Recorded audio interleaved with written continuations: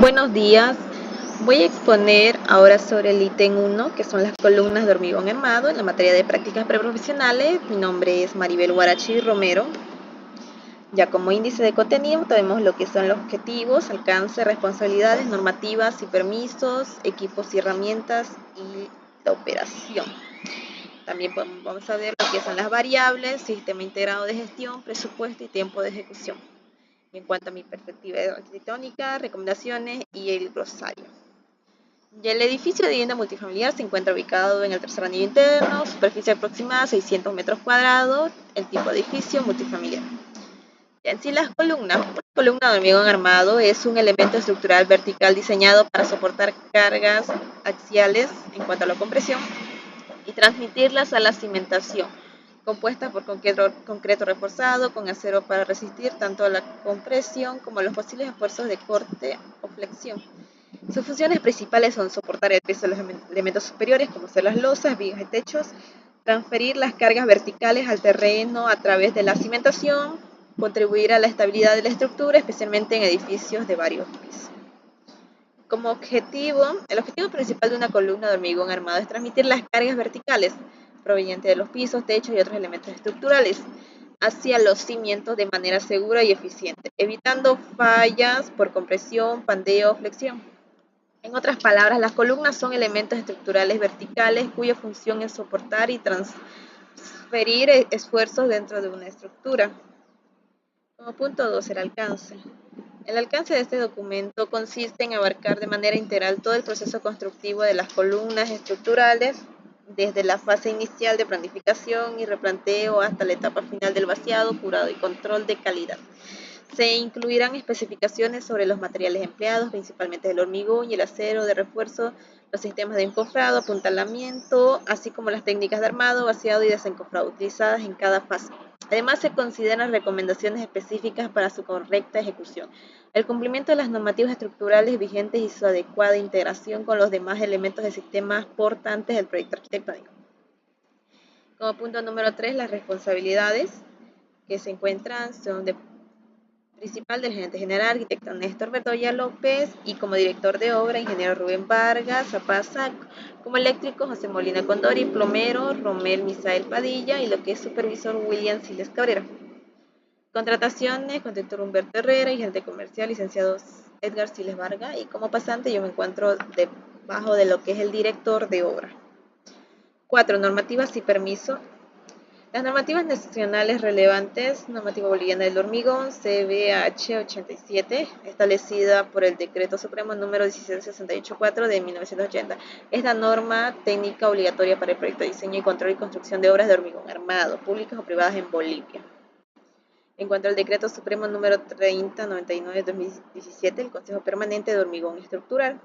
En cuanto a esta norma institucional, la instancia encargada de coordinar, evaluar y actualizar permanentemente normas y reglamentos técnicos relacionadas a estructuras de hormigón del Estado Plurinacional de Bolivia. Implica que normativas como el CBH 87 deben ser revisadas y aplicadas en su versión más actualizada.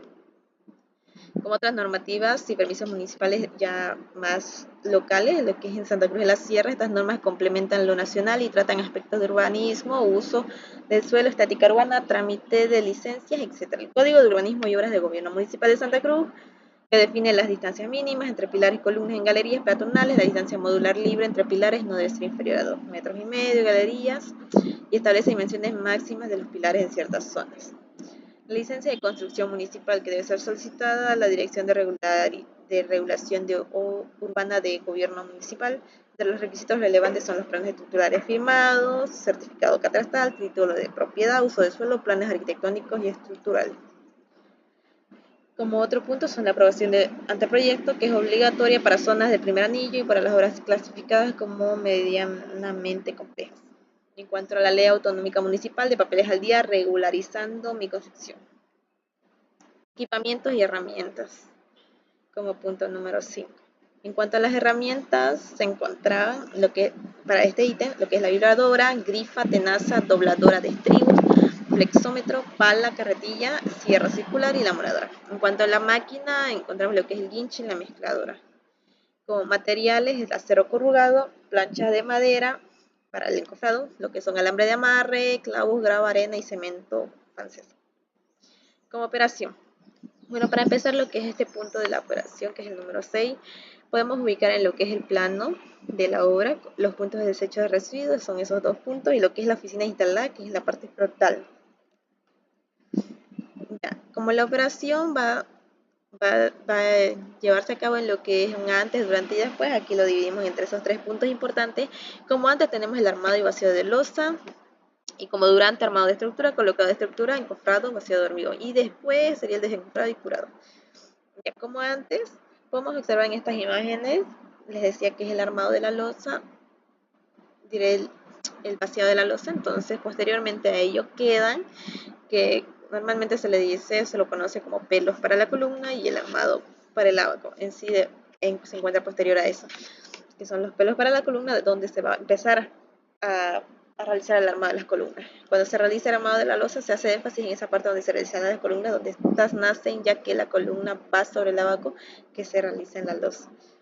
Ya que observamos el acero sobrante de las columnas inferiores para el empalme con las columnas, que se realizará el armado posteriormente. Ya con el vaciado realizado para la losa, nos queda solo los pelos para el empalme en las columnas, que se levantarán posteriormente. Ahora, en cuanto a lo que es el durante, armado de estructura, colocado de estructura, encofrado y vaciado de hormigón. Vamos a ver aquí un plano técnico estructural en la cual se observan las medidas de los estribos, y acá las medidas de los diferentes tipos de columnas que vamos a encontrar en la obra. Aquí podemos ver un pequeño esquema de lo que es la obra y en cuanto a sus columnas.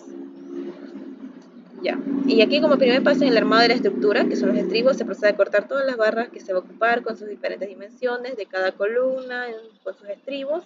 Para los estribos, cuando sus dimensiones se le toma en cuenta descontando 4 centímetros por lado de las medidas de las columnas y 5 centímetros para cada orejera.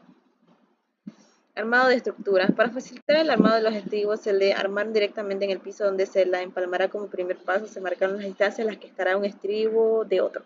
Aquí se procede a acomodar según las distancias ya definidas, para luego proceder con los amarres de 8 de doble hilo. Armado de estructuras. Luego del armado de todos los estribos de las columnas, se empezó con el empalme, es decir, la elevación de la estructura, y empieza con el anclaje y el armado con los pelos que se dejaron. Y cuando se lo termina de amarrar todos los estribos faltantes y quedan bien empalmados, se lo empieza a preparar para el encofrado. Encuentra el armado de estructuras. Para encofrar, primero se alinean las columnas y se escuadra para que posteriormente se arme el anillo para el cajón de encofrado. Y se empieza con el armado de los cajones para luego aceitarlos, para que no se adhiera el concreto a lo que es la madera. Cuando ya separan los cajones, previa a la puesta al armado, se lo nivela en cuanto a la altura con las otras columnas, y también en cuanto a su nivel, para que no se encuentre inclinada, se utiliza la plomada. Ya cuando está nivelado, se procede con el encajonado y cerrado de los alambres, incrustando, que son 4 hilos para el buen cerrado, para luego poner las flechas. Las galletas de 4 centímetros de espesor son para cada lado de las columnas. Se procede con el vaciado, empezando con el guinche, que sube la mezcla y se vacía en carretilla, y luego se la lleva a la columna y se vacía, y se utiliza el vibrador de forma continua. En sí, este proceso es el tradicional, se podría decir artesanal, en la cual en esta obra se están realizando el vaciado de cada columna. En cuanto a su dosificación del concreto, o sea del hormigón, 6 de ripio, 4 de arena, una bolsa de cemento de 50 kilogramos y 2 de agua. Ya como después, el desencofrado y el curado. Posterior al vaciado se realiza el desencofrado, se quitan los clavos, se cortan los alambres, y así para luego proceder con el curado. Ya. Como punto número 7, las variables, podemos encontrar los tipos de columnas según su material, que es la columna de acero, diseñado principalmente para soportar cargas de compresión. Estas columnas son muy utilizadas en estructuras metálicas como edificios, puentes, torres o naves industriales, debido a la alta resistencia, durabilidad y capacidad portante del acero. Columna de madera. Una columna de madera es miembro estructural vertical, trabaja principalmente a compresión axial, fabricado con madera maciza o laminada, y que forma parte del sistema portante de una construcción. Como columna de piedra, construido con bloques o piezas de piedra natural, cuya función principal es soportar cargas de compresión y transmitirlas hacia los cimientos. Este tipo de columnas se ha utilizado desde la antigüedad en templos, palacios y edificaciones monumentales, debido a su gran resistencia a la compresión, durabilidad y valor estético. Como punto número 8, sistema integrado de gestión, registro de control de seguridad ocupacional. Podemos ver que en la capacitación previa del proceso constructivo no hubo personal capacitado en el uso de equipos tampoco, control de orden y limpieza sí, equipo EPP, los trabajadores sí, en sí la mayoría, como son botas de seguridad, guantes de seguridad, limpieza en el trabajo. Registro de seguridad medioambiental, cubo de basura para los residuos producidos, sí, materiales reutilizables, sí, control de ruido no hubo, protección al cielo tampoco, limpieza del espacio público, sí. Registro de seguridad personal en cuanto a lo que es el casco, no lo usan frecuentemente, a menos de estar exigiéndole. Ahora lo que son guantes, botas, pantalón de seguridad y camisas, sí. Presupuesto y tiempo de ejecución.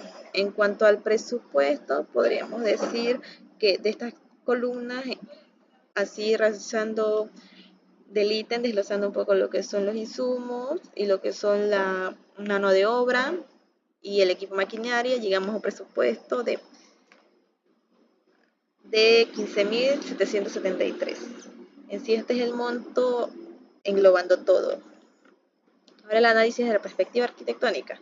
En este edificio de 10 niveles, la columna de todos los pisos, más aún del primer piso, son el primer eslabón de la estructura que garantiza la estabilidad y seguridad. Su correcta ejecución es vital, no solo para la resistencia, sino para preservar la intención arquitectónica en cuanto a las proporciones, alineación y continuidad visual. Además, el diseño y acabado de las columnas pueden influir en la percepción de los espacios de la edificación. Como recomendaciones, serían los puntos más importantes que rescaté: revisar la alineación en verticalidad, usar encofrados firmes y limpios, colocar correctamente el acero de esfuerzo, vibrar adecuadamente el concreto y curado del concreto.